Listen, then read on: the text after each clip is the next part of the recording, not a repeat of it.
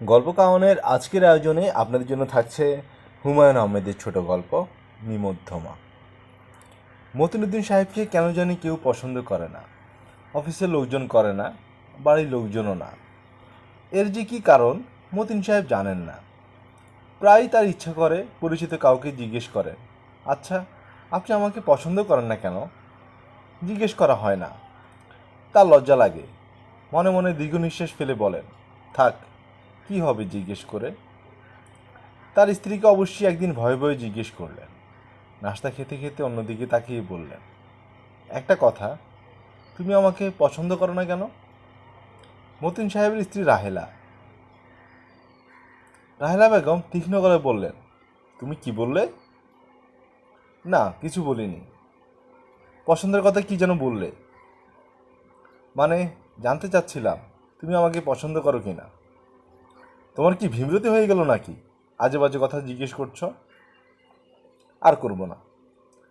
তার স্ত্রী যে তাকে দু চোখে দেখতে পারেন না, মতিন সাহেব তা জানেন।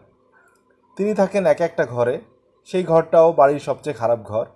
আলো বাতাস ঢুকে না বললেই হয়। দিনের বেলায় বাতি জ্বালিয়ে রাখতে হয়। হঠাৎ দেশের বাড়ি থেকে কোনো মেহমান চলে এলে এই ঘরও তাকে ছেড়ে দিতে হয়। তখন কোথায় শোবেন তাই সমস্যা হয়ে দাঁড়ায়। বড় ছেলের ঘরটা সুন্দর, খাটটাও বড়, অনায়াসে দুজন শোয়া যায়, কিন্তু শোয়া সম্ভব না। বড় ছেলে বিরক্ত হয়। ছোট দুই মেয়ে এক ঘরে শোয়, সেখানে জায়গা নেই। তিনি খানিকক্ষণ এদিক ওদিক ঘোরাঘুরি করে শেষ পর্যন্ত বসার ঘরের সোফায় ঘুমোতে যান। এমন ঘটনা প্রায়ই ঘটে। গত পূজা ছুটিতে বাসার সবাই ঠিক করলো দল বেঁধে কক্সবাজার যাবে। তাকে অবশ্যই কেউ বলল না। তিনি খাবার টেবিলে আলোচনা শুনলেন। সব খরচ দিচ্ছে তার বড় ছেলে, ব্যবসায় তার ভালো লাভ হয়েছে, কিছু টাকা খরচ করতে চায়। সে হাসিমুখে বলল, এখান থেকে একটা মাইক্রোবাস ভাড়া করে মাইক্রোবাসে যাব। নিজেদের কন্ট্রোলে একটা গাড়ি থাকা খুব সুবিধে। ধরো কক্সবাজার থেকে টেকনাফ যেতে ইচ্ছে করলো, হুট করে চলে গেলাম।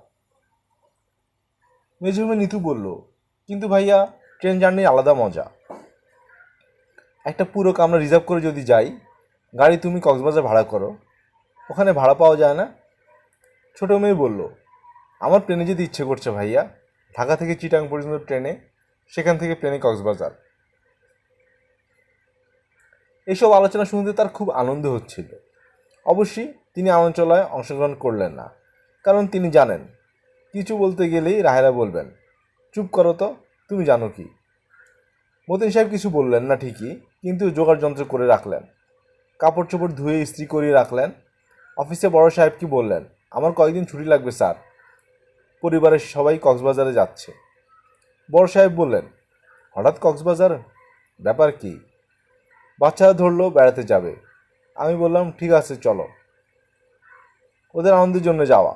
অবশ্যই আমি নিজেও কোনোদিন সমুদ্র দেখিনি, ভাবলাম দেখেই আসি। বলতে বলতে আনন্দে তার চোখে পানি এসে গেল। বড় সাহেব 7 দিনের ছুটি মঞ্জুর করলেন। কক্সবাজার রওনা হওয়ার আগের দিন রাহেল এসে বললেন, আমরা সবাই কক্সবাজার যাচ্ছি, জানো তো? তোমার তো আবার কোনো হুঁশ থাকে না, ঘরে কি আলোচনা হয় তাও জানো না। কাল রওনা হচ্ছি, মাইক্রোবাসে যাচ্ছি, বাস চলে আসবে ভোর 6টায়। মতিন সাহেব হাসিমুখে বললেন, জানি, আমি ব্যাগ গুছিয়ে রেখেছি, অফিস থেকে 7 দিনের ছুটি নিয়েছি, আর্নড লিভ। রাহেলা অবাক হয়ে বললেন, তোমাকে ছুটি নিতে কে বলল? আগবাড়ি যে একটা কাজ করো, রাগে গা জ্বলে যায়। আমি কি বাসা খালি রেখে যাব নাকি? রোজ চুরি হচ্ছে, তুমি থাকবে এখানে। আচ্ছা। ফ্রিজে 1 সপ্তাহের মতো গোস্ত রান্না করে রাখা হয়েছে, 4টা চাল ফুটিয়ে খেয়ে নেবে, পারবে না? পারবো। শোবার আগে সব ঘর বন্ধ হয়েছে কিনা ভালো করে দেখবে। তোমার উপর কোনো দায়িত্ব দিয়ে তো নিশ্চিন্ত হতে পারি না। এই জাতীয় ব্যাপার যে শুধু বাড়িতে ঘটে তাই না, অফিসেও নিয়মিত ঘটে। তাদের অফিসের এক সহকর্মী কোনো এক সিনেমায় ডাক্তারি ভূমিকা অভিনয় করেছে। নায়িকার খুব জ্বর, ডাক্তার জ্বর দেখে বললেন, জ্বর 103, পেশেন্টকে এক্ষুনি হাসপাতালে নিতে হবে। নায়িকা তখন কাতর গলায় বললে, আমি বাঁচতে চাই না ডাক্তার, পৃথিবীর এই আলো হাওয়া, এই আনন্দ আমি সহ্য করতে পারছি না। ডাক্তার তখন বলেন, ছি, এমন কথা বলবেন না, এইটুকু পার্ট, তবু তো সিনেমার পার্ট। পরিচিত একজন সিনেমায় পাঠ করছে, এটা দেখায়ও আনন্দ। যে পাঠ করছে সে বলল, বৃহস্পতিবার সে সবার জন্য পাশ নিয়ে আসবে। অফিসের শেষে সবাই তার বাসায় চাটা খেয়ে সন্ধ্যাবেলা একসঙ্গে ছবি দেখতে যাবে। মতিন সাহেব খুব আগ্রহ নিয়ে বৃহস্পতিবারের জন্য অপেক্ষা করতে লাগলেন। ছবি ঘরে অনেকদিন ছবি দেখা হয় না, ছবি দেখা হবে। তাছাড়া দলবল নিয়ে ছবি দেখার আনন্দও আছে। উত্তেজনার বৃহস্পতিবারে তিনি অফিসের কাজও ঠিকমতো করতে পারলেন না। ছুটির পর সবাই একসঙ্গে বেরোচ্ছেন। সিনেমার ডাক্তার অভিনেতা মতিন সাহেবকে আড়ালে ডেকে নিয়ে বললেন, একটা ভুল হয়ে গেছে, 13টা পাস এনেছি, এখন দেখি মানুষ 14 জন, কী করা যায় বলুন তো? মতিন সাহেব কিছু বললেন না। তার খুব যেতে ইচ্ছে করছে, নিজ থেকে বলতে ইচ্ছে করছে না, আপনারা যান, আমি থাকি। শুনুন মতিন সাহেব, আপনি বরং থাকুন, আপনাকে পরে পাশে এনে দিব। আর ছবিও খুব আজে বাজে, পুরো ছবি দেখলে হলের মধ্যে বমি করে দেবেন, না দেখাই ভালো। মতিন সাহেব বললেন, আচ্ছা, মনে কিছু করলেন না তো আবার? জি না। বাসা পর্যন্ত চলুন, একসঙ্গে চা খাই, অসুবিধা নেই তো? জি না। শেষ পর্যন্ত বাসায় যাওয়া হলো না। একটা জিপ জোগাড় হয়েছিল, সেই জিপে সবার জায়গা হলো, মতিন সাহেবের হলো না। মতিন সাহেব, আপনি বরং একটা রিক্সা নিয়ে চলে আসুন, ঠিকানা লিখে দিচ্ছি, মালিবাগ চৌধুরী পাড়া, অসুবিধা হবে না তো? জি না। ঠিকানা নিয়ে তিনি রিক্সা করে মালিবাগে নামলেন। বাসা খুঁজে পেলেন না, কারণ ঠিকানায় সবই দেওয়া আছে, বাসার নম্বর দেওয়া নেই। মতিন সাহেবের একবার ক্ষীণ সন্দেহ হলো, ইচ্ছে করেই বাসার নম্বর দেয়নি। পর মুহূর্তেই সেই সন্দেহ তিনি ঝেড়ে ফেলে দিলেন। তা কী করে হয়? সন্ধান না মেলানো পর্যন্ত তিনি প্রাণপণ চেষ্টা করলেন বাড়ি খুঁজে বের করবার, পারলেন না। দীর্ঘ 30 বছরের চাকরির পর তিনি রিটায়ার করলেন। জুনিয়র অফিসার হিসেবে ঢুকেছিলেন, রিটায়ার করলেন সিনিয়র অফিসার হিসেবে। 30 বছর একটিমাত্র প্রমোশন। বর্তমানে অফিসের জেনারেল ম্যানেজার তার সঙ্গেই চাকরিতে ঢুকেছিলেন, এখন তাকে স্যার ডাকতে হয়।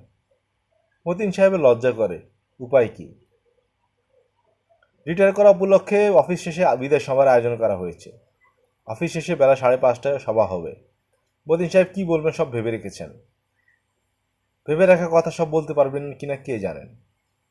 হয়তো চোখে পানি এসে যাবে, গলা ধরে যাবে। বিকাল 5টা বাজতেই তিনি হলঘরে বসে রইলেন।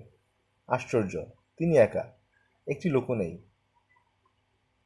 6টা পর্যন্ত তিনি একাই বসে রইলেন। লক্ষ্য করলেন অফিসের লোকজন একে একে চলে যাচ্ছে, এদিকে কেউ উকিও দিচ্ছে না। সন্ধ্যা 6:30টায় জিএম অফিস থেকে বেরোবার সময় বিস্মিত হয়ে বললেন, আরে মতিন সাহেব, আপনি বসে আছেন কেন? মতিন সাহেব ইতস্তত করে বললেন, বিদায় সভা হবে এই জন্যে। আজ তো হবে না, আজ আমি ব্যস্ত, এই জন্য ক্যান্সেল করে দিয়েছি। আপনি নোটিশ পাননি? জি না। আরে বলেন কি? আচ্ছা, বাড়ি চলে যান, পরে একসময় ফেয়ারওয়েল হবে, আপনাকে খবর দেওয়া হবে। জি আচ্ছা স্যার। চাকরি জীবন শেষ হয়ে অবসর জীবন শুরু, এই ভেবে মতিন সাহেব 1 কেজি সন্দেশ কিনে ফিরলেন। হেঁটে বাড়ি ফিরলেন। সন্ধ্যার দিকে হাঁটতে তার ভালো লাগে। বাড়ি ফিরে তার বিস্ময়ের সীমা রইল না। বাড়ি খালি, জনপ্রাণী নেই, আসবাবপত্র নেই, সব ধুধু করছে। রোগও একটা ছেলে বালতি ভর্তি পানি দিয়ে মেজে ধুচ্ছে। মতিন সাহেব বললেন, ওরা কোথায়? সেটি বলল, কারা? এই বাড়িতে যারা থাকতো। বাড়ি সাইডে নতুন বাড়িতে গেছে। কোথায় গেছে? আমি কেমনে কই? বাড়িওয়ালার কাছে খোঁজ নিয়ে জানলেন তারা পল্লবীতে বাড়ি নিয়েছে, বড় বাড়ি। সেই বাড়ি ঠিকানা তিনি জানেন না। অনেক যন্ত্রণা করে রাত 10টায় পল্লবীর বাড়িতে তিনি উপস্থিত। রাহেলা খড়খড়ে বললাই বললেন, এতক্ষণে তোমার সময় হলো? আজ বাড়ি বদল হচ্ছে, কোথায় সকাল সকাল ফিরবে, সাহায্য করবে, আর তুমি কি না উদয় হয়েছো মাঝরাতে? বাড়ি বদল করছো জানতাম না, তুমি আমাকে কিছু বলোনি। সব কিছু তোমাকে জানিয়ে তোমার অনুমতি নিয়ে করতে হবে? না তা না, মানে আজই জানতাম না যে বাড়ি বদল করছো। রোজ এই নিয়ে কথা হচ্ছে, জিনিসপত্র বাধা সাধা হচ্ছে, আর তুমি বলছো তুমি জানতে না। কিছু তো বলোনি। আর কিভাবে বলবো? মাইক ভাড়া করে বলতে হবে? নতুন বাড়ির ঠিকানাও জানতাম না, খুব যন্ত্রণা করে ঠিকানা বের করেছি। যন্ত্রণা করে ঠিকানা বের করতে হয়েছে? কি এমন যন্ত্রণা করেছো শুনি? হাতে ওটা কি? সন্দেশ। সন্দেশ কিনলে কেন? এমনি কিনলাম। জানো এই বাড়িতে মিষ্টি কেউ খায় না, তারপরে সন্দেশ কিনে আনলে কি মনে করে? ভুল হয়ে গেছে। নতুন বাসায় মতিন সাহেবের ঘর হলো ছাদের চিলে কোঠায়। এই ঘরটা আগের চেয়েও ছোট, তবে প্রচুর আলো বাতাস। সবচেয়ে বড় সুবিধা হচ্ছে যে কোনো সময় ছাদে আসা যায়। রাতে কোনো কারণে তার ঘুম ভাঙলেই তিনি ছাদে বসে থাকেন। তারা ভরা আকাশের দিকে তাকিয়ে ভাবেন, কেন সবাই তাকে এত অপছন্দ করে? তিনি কি মানুষটা খারাপ? তা তো না, কখনো কোনো অন্যায় করেছেন বলে তো মনে পড়ে না। সৎভাবে থেকেছেন, সৎ জীবনযাপন করেছেন। তাহলে কি তার চেহারা খারাপ, কিংবা চেহারাটা এমন যে দেখলেই সবার রাগ লাগে? তাও বোধ হয় না। আয়নায় তিনি দীর্ঘ সময় নিজেকে দেখছেন। একবার না, অনেকবার দেখেছেন। খারাপ তো বলে মনে হয় না। তাছাড়া চেহারা কি খুব বড় ব্যাপার? কত কুৎসিত দর্শনের মানুষ পৃথিবীতে আছে, তাদের প্রতি কত ভালোবাসা সবাই দেখায়। তাদের অফিসেই তো একজন আছেন, পরিমলবাবু। আগুনে পুড়ে মুখের একটা দিক ঝলসে গেছে বা চোখটা নষ্ট, তাকালে শিউর উঠতে হয়। অথচ সবার মুখে পরিমলদা, পরিমলদা। অফিসের পিকনিক হবে, ব্যবস্থা করবে পরিমলদা। নাটক দেখতে যাবে, ডাকো পরিমলদাকে। তাহলে ব্যাপারটা কি? তিনি খানিকটা বোকা বললে কি সবাই তাকে এড়িয়ে চলে? বোকাদের কেউ পছন্দ করে না, কিন্তু তিনি কি সত্যিই বোকা? কাউকে জিজ্ঞেস করতে ইচ্ছে করে। কাকে জিজ্ঞেস করবেন? জিজ্ঞেস করবার মতো কোনো বন্ধু তার নেই। কাজেই তিনি গভীর রাতে ছাদে বসে আকাশের তারা গুনেন। দিনের বেলাটা তার অবশ্যই খুব ভালো কাটে। সকালে নাস্তা শেষ করেই বের হয়ে পড়েন, 11টা পর্যন্ত হাঁটাহাঁটি করেন। বাচ্চাদের স্কুলগুলির সামনে দাঁড়ান, এক এক দিন এক এক স্কুল। ছোট ছোট বাচ্চারা হইচই করে স্কুলে ঢুকে, তার দেখতে বড় ভালো লাগে। 11টার দিকে রোদ কড়া হয়ে গেলে ঘুরতে আর ভালো লাগে না, কোনো একটা পার্কে চলে যান। দুপুরটা কাটে পার্কের বেঞ্চিতে শুয়ে শুয়ে। দুপুরে খাবার তিনি পার্কেই খান। এক ছটাক বাদাম, এক গ্লাস পানি আর এক কাপ চা। কোনো কোনো দিন 2টি সিঙ্গারা, একটি কলা, সবই পার্কে পাওয়া যায়। দুপুর যে তিনি বাড়িতে খেতে যান না, এ নিয়ে কেউ তাকে কখনো কিছু বলে না। রোদ একটু কমে গেলে বেলা 4টার দিকে তিনি আবার ঘুরতে বের হন। বাসায় ফিরে যান সন্ধ্যার দিকে। এই হচ্ছে মতিন সাহেবের রুটিন। বাসায় ফিরে জিজ্ঞেস করেন অফিস থেকে কোনো চিঠি এসেছে কিনা। বিদেশ সবার খবরের জন্য তিনি এখনও মনে মনে অপেক্ষা করেন। এক রোববারের কথা, চৈত্র মাস, ঝাঁঝালো রোদ উঠেছে। মতিন সাহেব যথারীতি রমনা পার্কে উপস্থিত হয়েছেন। পছন্দসই একটা বেঞ্চ করে লম্ব হয়ে শুয়েছেন। আকাশ ঘন নীল, আকাশের দিকে তাকিয়ে আছেন।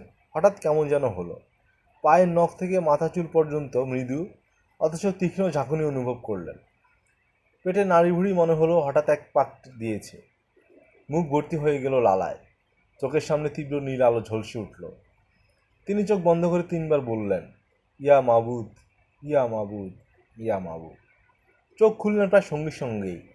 যা দেখলেন তার জন্য তার কোনো রকম মানসিক প্রস্তুতি ছিল না। তিনি দেখলেন তার চারপাশে 6-7টি শিশু, বয়স 7 থেকে 12 মধ্যে। প্রতিটি শিশুর মুখ এত সুন্দর যে মনে হয় যেন তুলি দিয়ে আঁকা। গায়ের রং গোলাপি, পাতলা ঠোঁট, গা লাল রঙের। চোখের পল্লব দীর্ঘ, চোখগুলি বড় বড়। সেই চোখে মুগ্ধ বিস্ময়। মতিন সাহেব চোখ মেলতেই সবগুলি বাচ্চা একসঙ্গে কলকল করে উঠল। তারা কথা বলছে, অতি বিচিত্র কোনো ভাষায় কথা বলছে। সেই বিচিত্র ভাষার এক বর্ণ তিনি বুঝতে পারছেন না।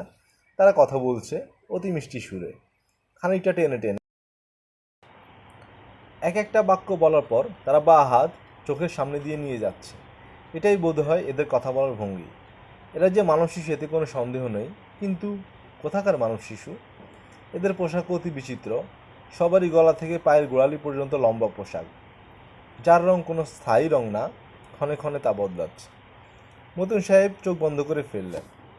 বাচ্চাদের কলকল শব্দ সঙ্গে সঙ্গে থেমে গেল। চারদিকে পুরোপুরি নিঃশব্দ। এ ধরনের নীরবতা সহ্য করাও মুশকিল। মতিন সাহেব চোখ মেললেন। সঙ্গে সঙ্গে বাচ্চারা আবার কলকল শুরু করলো। এরা সবাই উদ্বিগ্ন চোখে তাকিয়ে আছে। ব্যাপার কি ঘটছে কিছুই বোঝা যাচ্ছে না।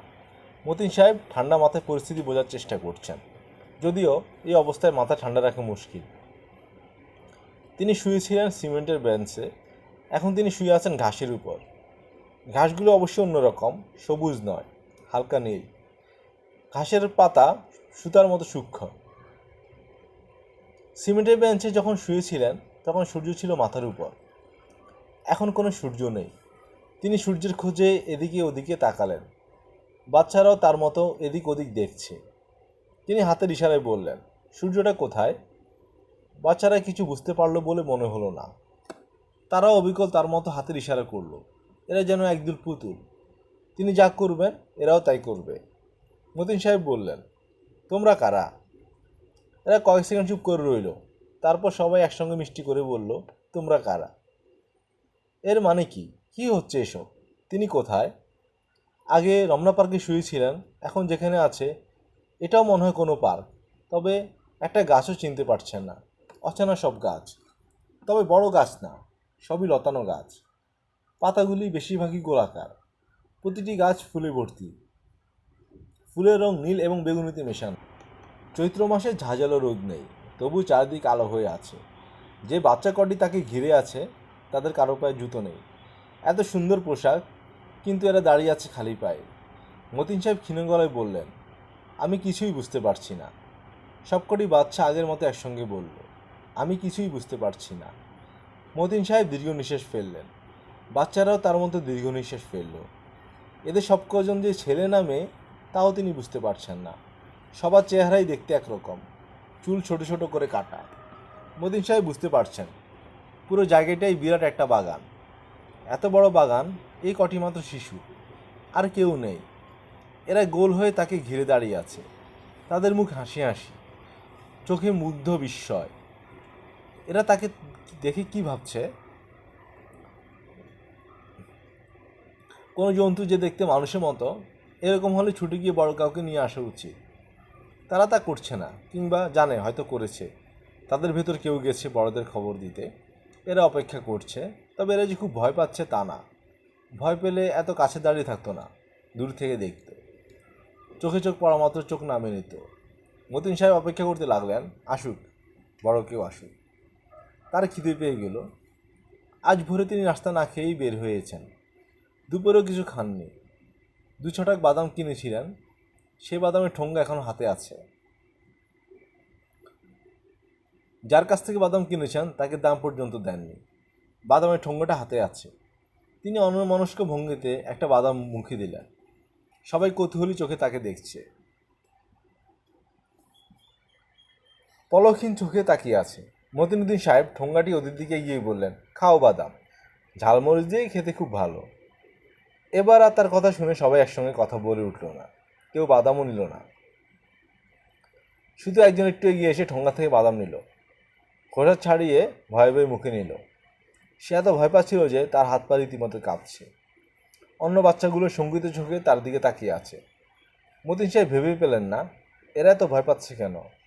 বাদাম কি তারা আগে কখনো দেখেনি? যে সাহস করে বাদাম খেয়েছে তার দিকে তাকিয়ে মতিন সাহেব বললেন, আমার নাম মতিনুদ্দিন। এই জায়গাটা কোথায় আমি কিছুই বুঝতে পারছি না। বাচ্চাগুলি এবারও ঠিক আগের মতো করলো। তিনি যা বললেন তারাও তাই বলল, তবে এবার একটু ব্যতিক্রম হলো।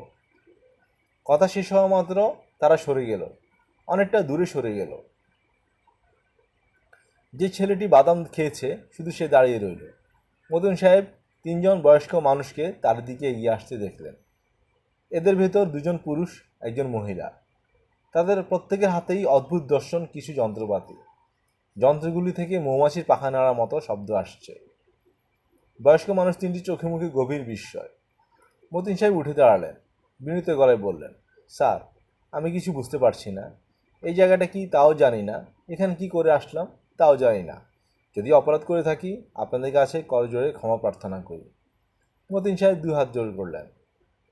বয়স্ক মানুষের 3জনের মুখে মৃদু হাসি রেখা দেখা গেল। তারা কি তার কথা বুঝতে পেরে হাসছে, না মতিন সাহেবকে হাত জোর করে দেখতে হাসছে? স্যার, আমার বাসা পল্লবীতে। এখন রিটায়ার করেছি তো কিছু করার নেই, তাই ঘুরে বেড়াই। ঘুরতে ঘুরতে রমনা পার্কে এসে বেঞ্চিতে বসেছি, তারপরে এই কাণ্ড। স্যার, এখন আমার অসম্ভব পানি তৃষ্ণা পেয়েছে। জানি আমার কথা কিছুই বুঝতে পারছেন না, তবু পানি তৃষ্ণার কথা না বললে পারলাম না। মতিন সাহেব অবাক হয়ে লক্ষ্য করলেন, তিনি তাদের কোনো কথা বুঝতে না পারলেও তারা তার কথা বুঝতে পারছে। কারণ পানির কথা বলার প্রায় সঙ্গে সঙ্গেই বড় মেয়েটি খুব ব্যস্ত হয়ে পড়ল। তার কাঁধে ঝুলানো বস্তু, যাকে মতিন সাহেব যন্ত্রপাতি বলে ভাবছেন, তার এক ফাঁক দিয়ে 2টি খুব ছোট ছোট কফির কাপের মতো বাটি বের করল। বাটি ভর্তি তরল পদার্থ, যা পানি নয়, পানির চেয়ে অনেক হালকা, রং হালকা সবুজ, খেতে চমৎকার। মুখে নেওয়া মাত্র সমস্ত মুখে ঠান্ডা ভাব হলো, তৃষ্ণা দূর হয়ে গেল।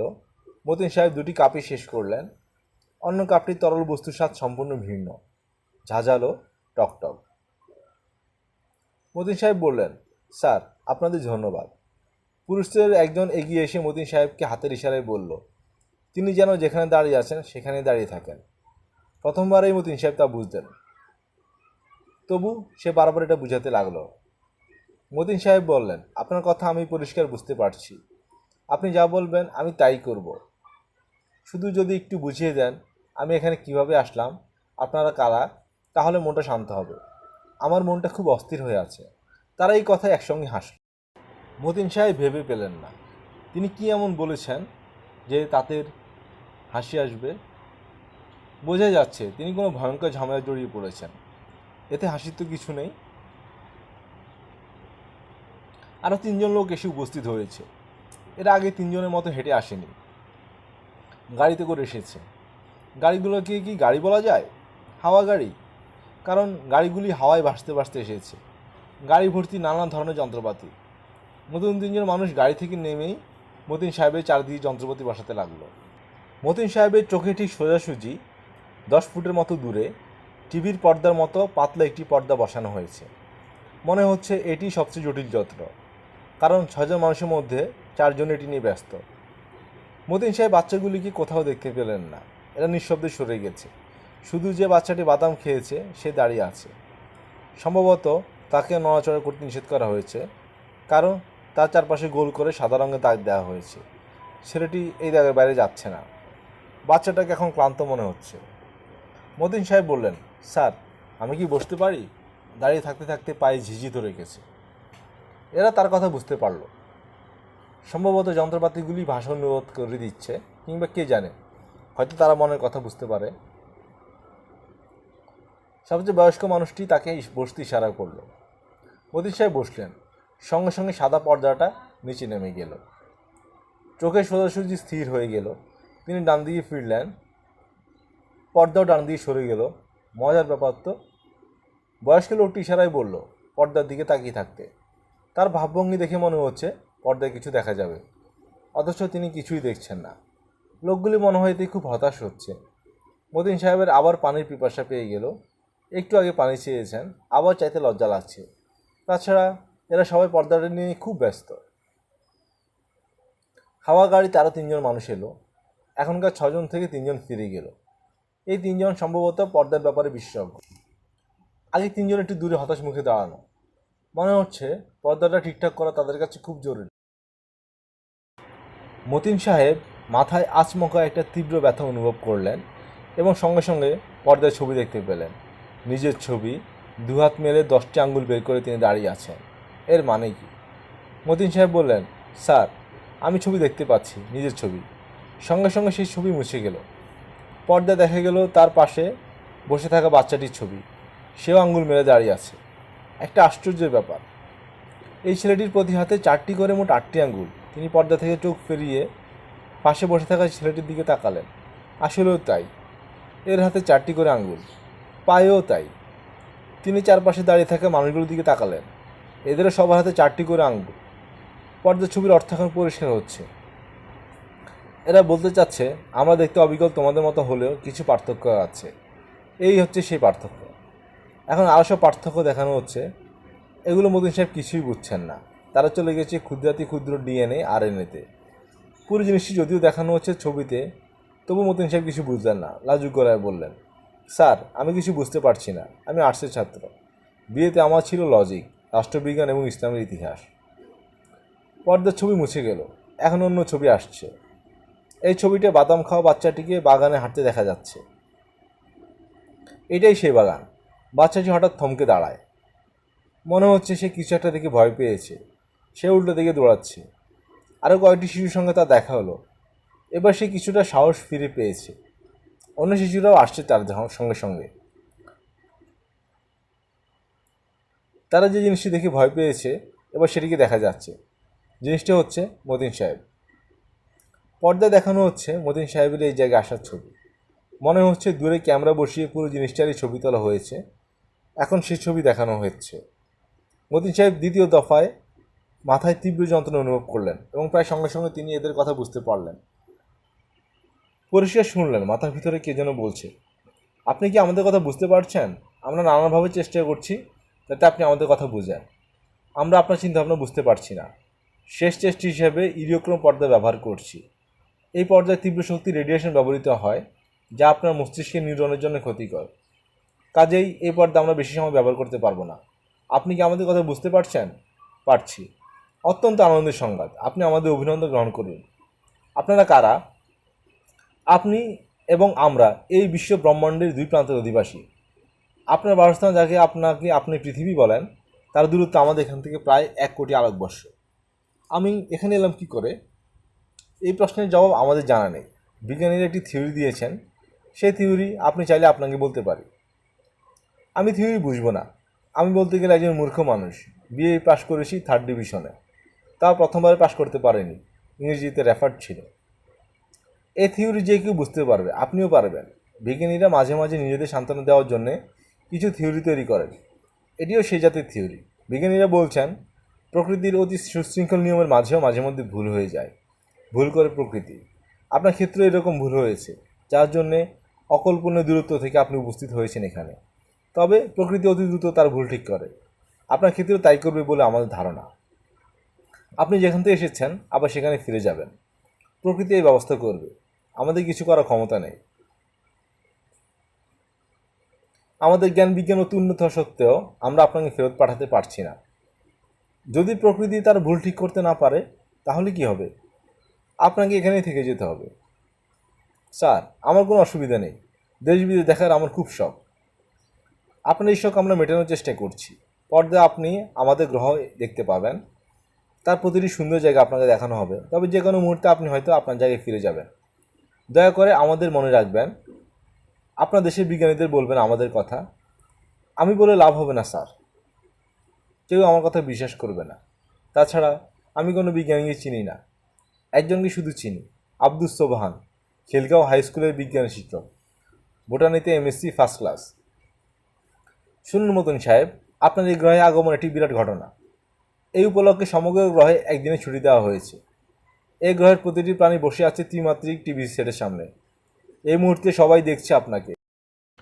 এই গ্রহে আপনার আগমন চিরস্মরণীয় করে রাখার জন্যে এই গ্রহের সবচেয়ে বড় সড়কটির নাম রাখা হচ্ছে আপনার নামে। সড়কের মাথায় থাকবে আপনার 2টি ইরিডিয়ামের মূর্তি। আমাকে লজ্জা দেবেন না স্যার। লজ্জা দেওয়ার কোনো ব্যাপার নেই। বিজ্ঞানের দৃষ্টিকোণ থেকে আপনার এই গ্রহে আগমন যে কত বড় ঘটনা তা বোঝার ক্ষমতা আপনার নেই। 2টি সম্পূর্ণ ভিন্ন ছায়াপথে একই ধরনের 2টি প্রাণীর উদ্ভব হয়েছে। এটা যে কত বড় ঘটনা আপনি অনুমানও করতে পারবেন না। একই ধরনের প্রাণী না স্যার, আঙুলে বেশ কম আছে। এই তফাৎ সামান্য, অতি সামান্য। একটা ছোট কথা জিজ্ঞেস করি স্যার? করুন। আপনি বলেছেন প্রকৃতি ভুল করে। প্রকৃতির কি ভুল করা উচিত? না, উচিত নয়। হয়তো প্রকৃতি কোনো ভুল করেনি, সে ইচ্ছে করেই আপনাকে এখানে এনেছে। অন্য কোথাও আপনাকে নিতে পারত, তা নেয়নি। এমন এক গ্রহে এনেছে যার তাপমাত্রা আপনার পৃথিবীর মতো, যার অক্সিজেনের পরিমাণও আপনার গ্রহের অক্সিজেনের কাছাকাছি।